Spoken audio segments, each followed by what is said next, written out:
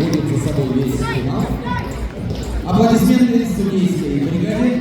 Спасибо судьям. И мы продолжаем церемонию награждения.